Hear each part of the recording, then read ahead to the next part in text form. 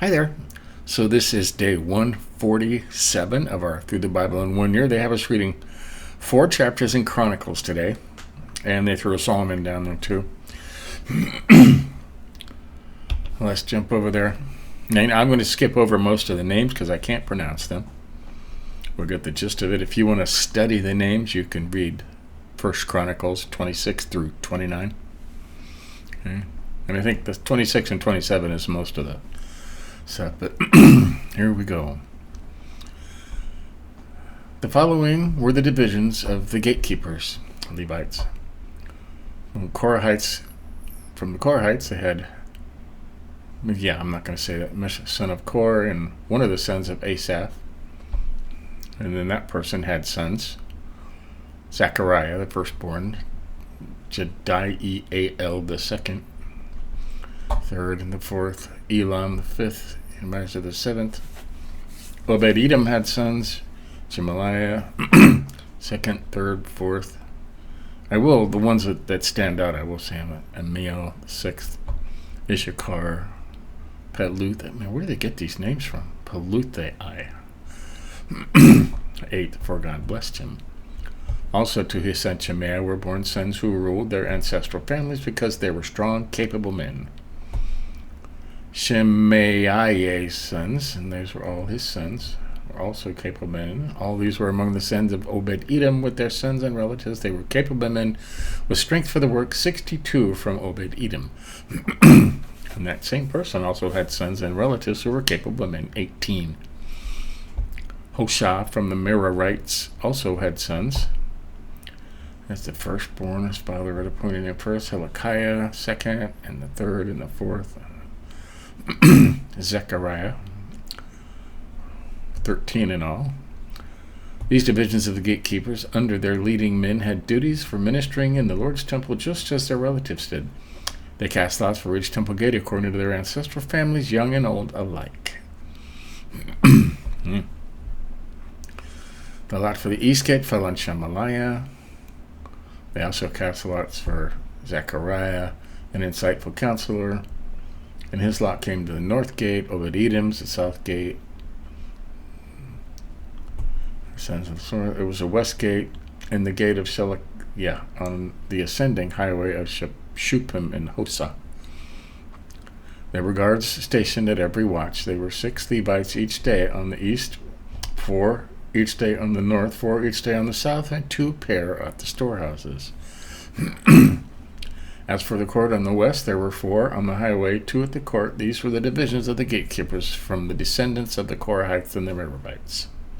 Got that? The Levitical treasurers and other officials.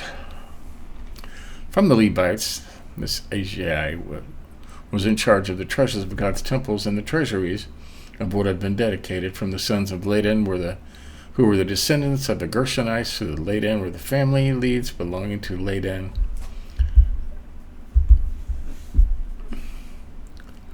Gershorite, with those names. His sons, his brother Joel, were in charge of the treasuries of the Lord's temple. From the Armamites and the Ishbites and the Hebonites and the Uzzielites and Shubael, a descendant of Moses' son, Gershom was the officer in charge of the treasuries, his relatives through Eleazar, his son Rehabiah, son Jeshaiah, his son Joram, and his son Zerki, and these sons and relatives were in charge of the treasuries of what had been dedicated by King David by the family heads, who were the commanders of thousands and hundreds, and by the army commanders. They dedicated part of the plunder from their battles for the repair of the Lord's temple. All that the seer Samuel, Saul son of Kish, Abner son of Ner, Joab, had dedicated, along with everything else had been dedicated, were in the care of the Shelomith and his relatives. From the Ezrahites and its sons and duties in the temple, officers and judges over Israel. From the Hebronites, Hashiah and his relatives, 1,700 capable men had assigned duties in Israel west of Jordan for all the work that the Lord had the service of the king. From the Hebronites, Jerobiah was the head of the Hebronites, according to the family records of his ancestors. A search was made for the In the 40th year of David's reign, and strong capable men were found among them at Jezer and Gilead. These were among Jerijah's relative 2,700 capable men who were family heads. King David appointed them over the Reubenites and Gadites and half of the Manasseh as overseers in every matter relating to God and the king. Look, there's more. This is a list of the Israelites, the family heads, and the commanders of thousands, and the commanders of hundreds, and their officers who served in the king in every matter to do with the divisions that were rotated military duty each month throughout the year. There were 24,000 in each division. Okay? And these are all the people, the 5th month, 6th month, 7th, 8th month, 9th, 10th, 11th, 12th. Okay? And all these people were in charge of all these men. The following were in charge of the tribes of Israel. For the Reubenites, Eleazar and Zechariah was the chief official. For the Simeonites, it was this person. For the Levites, it was this person. Jedu, Zebulun, Naphtali, Ephraimites, half the tribe of Manasseh, and the half tribe of Manasseh and Gilead, Ododo for Benjamin, Jaziel, Abner for Dan, Ezra, and those were the leaders of the tribes of Israel. Go back and read those if you want to pronounce every single name. Okay? David didn't count the men aged 20 and under, for the Lord had said he would make Israel as numerous as the stars of the sky. Joab began to count them, but he didn't complete it. There was a wrath against Israel because of this census, and the number was not entered in the historical record of King David. Told him not to do it. And as Asmaveth, son of Adir, was in charge of the king's storehouses, Jonathan, son of Uzziah, was in charge of the storehouses in the country, in the cities, in the villages, and in the fortresses. Ezra and Chelub was in charge of the work in the fields, and this person was in charge of the vineyards, and somebody was in charge of the produce of the vineyards for the wine cellars. Ben-Hanan the Guardite was in charge of the olive and sycamore trees in the Judean foothills. Joash was in charge of the stores of olive oil. Somebody was in charge of the herds, the guys in Midian. Somebody was in charge of the herds in the valleys. Obil the Ishmaelite was in charge of camels. Jedidiah, the Meronothite was in charge of the donkeys. Jaziz, the Hagrite, was in charge of the flocks, and these were the officials in charge of King David's property. David's uncle Jonathan was a counselor, and he was a man of understanding and a scribe. Jehiel, son of attended the king's sons. This person was the king's counselor, so the Ekite was the king's friend. I'm not going to say that. These people was the commander of the king's army. Okay, chapter 28. David commissioned Solomon to build the temple. David assembled all the leaders of Israel in Jerusalem, the leaders of the tribes, the leaders of the divisions in the king's services, the commanders in thousands and the commanders of hundreds, and the officials in charge of all the property and cattle of the king and his sons, along with the court officials, the fighting men, and all the best soldiers. King David rose to his feet and said, "Listen to me, my brothers and my people. It was my heart to build a house as a resting place for the ark of the Lord's covenant, as a footstool for our God. I had made preparations to build, but God said to me, 'You are not to build a house for my name, because you are a man of war and have shed blood.'" He did say that. "Yet the Lord God of Israel chose me out of all my father's family to be king over Israel forever, for he chose Judah as leader. And from the house of Judah, my father's family, and from my father's sons, he was pleased to make me king over all Israel. And out of all my sons, for the Lord has given me many sons, he has chosen my son Solomon to sit on the throne of the Lord's king over Israel. He has said to me, 'Your son Solomon is the one who is to build my house and my courts, for I have chosen him to be my son, and I will be his father.' Wow. 'I will establish his kingdom forever if he preserves in keeping my commands and my ordinances as he is doing today.'" So now in the sight of all Israel, the assembly of the Lord, and all the hearing of our God, observe and follow all the commands of the Lord your God, so that you may possess this good land and leave it as an inheritance to your descendants forever. As for you, Solomon, my son, know the God of your father and serve him wholeheartedly and with a willing mind, for the Lord searches every heart and understands the intention of every thought. If you seek him, he will be found by you, but if you abandon him, he will reject you forever. Realize now that the Lord has chosen you to build a house for the sanctuary. Be strong and do it. Then David gave his son Solomon the plans for the portico of the temple and its buildings, treasuries, upstairs rooms, inner rooms, and a room for the mercy seat. The plans contained everything he had in mind for the courts of the Lord's house, all of the surrounding chambers, the treasuries of God's house, and the treasury for what is dedicated. Also included were plans for the divisions of the priests and the Levites, all the work of the service in the Lord's house, all the articles of service of the Lord's house, the weight of gold for all the articles for every kind of service, the weight of all the silver articles for every kind of service, the weight of all the gold lampstands and their gold lamps, including the weight of each lampstand and its lamps, the weight of each silver lampstand and its lamps, according to the service of each lampstand. Wow.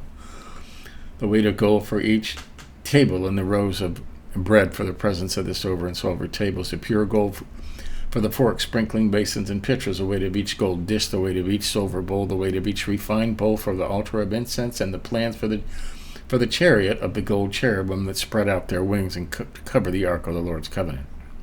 Can you imagine the size of that scroll? David concluded, by the Lord's hand on me, he enabled me to understand everything in writing, all the details of the plan. So God gave David the plans, right? Cool. Then David said to his son Solomon, be strong and courageous and do the work. Don't be afraid or discouraged, for the Lord God, my God, is with you. He won't leave you or abandon you until all the work for the service in the Lord's house is finished. Here are the divisions of the priests and the Levites for all the service of God's house. Every willing person of any skill will be at your disposal for the work, and the leaders of all the people are at your every command. Contributions for building the temple. Then King David said to all the assembly, my son Solomon, God has chosen him alone, is young and is inexperienced. The task is great because the building will not be built for a human, but for the Lord God. So, to the best of my ability, I have made provision for the house of my God, gold for the gold articles, silver for the silver, bronze for the bronze, iron for the iron, wood for the wood, as well as onyx stones for mounting, antimony stones for various colors of all kinds, and precious stones, and a great quantity of marble. Moreover, because of my delight in the house of my God, I now give my personal treasuries of gold and silver for the house of my God, over and above all that I have provided to the holy house, 100 tons of gold. Wow. Gold in Ophir, and 250 tons of refined silver for overlaying the walls and the buildings, the gold for the gold work and the silver for the silver, for all the work to be done by the craftsmen. Now who will volunteer to consecrate himself to the Lord today? Then the leaders of the household, the leaders of the tribes of Israel, the commanders of thousands and of hundreds, and the officials in charge of the king's work gave willingly. For the service of God's house, they gave 185 tons of gold, 10,000 gold coins, 375 tons of silver, 675 tons of bronze, and 4,000 tons of iron. That's a lot of stuff, huh? Whoever had precious stones gave them to the treasury of the Lord's house under the care of Jehaleel the Gershonite. Then the people rejoiced because their leaders' willingness to give, for they had given to the Lord wholeheartedly. King David also rejoiced greatly. Hey, David's prayer. Then David blessed the Lord in the sight of all the assembly. David said, may you be blessed, Lord God of our father Israel, from eternity to eternity. Yours, Lord, is the greatness and the power and the glory and the splendor and the majesty, for everything in the heavens and on earth belongs to you. Yours, Lord, is the kingdom, and you are exalted as head over all. Riches and honor come from you, and you are the ruler of everything. Power and might are in your hand, and it is in your hand to make great and to give strength to all. Now therefore our God will give you thanks. We give you thanks and praise your glorious name. That'd be a good thing to read all the time, huh? But who am I, and who are my people, that we should be able to give as generously as this? For everything comes from you, and we have given you only what comes from your own hand, for we are aliens and temporary residents in your presence, as were all our ancestors. Our days on earth are like a shadow without hope. Lord our God, all this wealth that we provided for building you a house in your holy name comes from your hand. Everything belongs to you. I know, my God, that you test the heart, and you are pleased with what is right. I have willingly given all these things with an upright heart. And now I have seen your people who are present here, giving joyfully and willingly to you. Lord God of Abraham, Isaac, and Israel, our ancestors, keep this desire forever in the thoughts of our hearts of your people, and confirm their hearts toward you. Give my son Solomon an undivided heart to keep and to carry out all your commands, your decrees, and your statutes, and to build the building for which I have made provision. Then David said to the whole assembly, "Blessed be the Lord your God." So the whole assembly praised the Lord of their ancestors. They knelt low and paid homage to the Lord and the king. The following day they offered sacrifices to the Lord and burnt offerings to the Lord, 1,000 bulls, 1,000 rams, 1,000 lambs.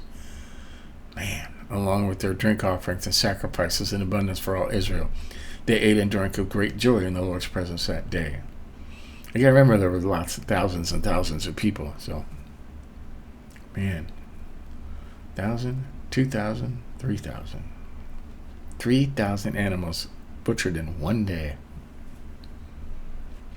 Must have been messy, huh? The enthronement of Solomon. Then, for a second time, they made David's son Solomon king. They anointed him as the Lord's ruler and Zadok as the priest. Solomon sat on the Lord's throne, as king in place of his father David. He prospered, and all Israel obeyed him. All the leaders of the mighty men and all of King David's sons as well pledged their allegiance to King Solomon. That made me jump right there. The Lord highly exalted Solomon in the sight of all Israel and bestowed on him such royal majesty as had not been bestowed on any king over Israel before him. He was the best king of all, right? That was great. A summary of David's life. David, son of Jesse, was king over all Israel. The length of his reign over Israel was 40 years. He reigned in Hebron for 7 years and in Jerusalem for 33. He died at a good old age, full of days, riches, and honor, and his son Solomon became king in his place. As for the events of King David's reign, from beginning to end, note that they are written in the events of the seer Samuel. Okay, we read Samuel, right? The events of the prophet Nathan and the events of the seer Gad, along with all his reign, his might, and the incidents that affected him in Israel and all the kingdoms of the surrounding lands. So, that's the end of David. That was amazing, huh? And Psalm 127, a song of accents of Solomon. Unless the Lord builds a house, its builders labor over it in vain. Unless the Lord watches over his city, the watchman stays alert in vain. In vain you get up early and stay up late, working hard to have enough food. Yes, he gives sleep to the one he loves. Sons are indeed a heritage from the Lord, offspring a reward. Like arrows in the hand of a warrior are the sons born in one's youth. Happy is the man who has filled his quiver with them. They will never be put to shame when they speak with their enemies at the city gate. So, there you have it. That is the end of David and the beginning of King Solomon. When I read the word King Solomon, it kind of jumped out at me because Solomon's my favorite. So, wisest man that ever lived. Okay, up until Jesus. So, what are we doing tomorrow? More Psalms. Wow, a bunch of Psalms. 111 through 118. Okay, now that David's gone, we have to get the Psalms out of the way. Yeah, a lot of Psalms tomorrow. And what about Tuesday? Oh, we're into 1 Kings. Now look, David's still alive here in 1 Kings. Huh.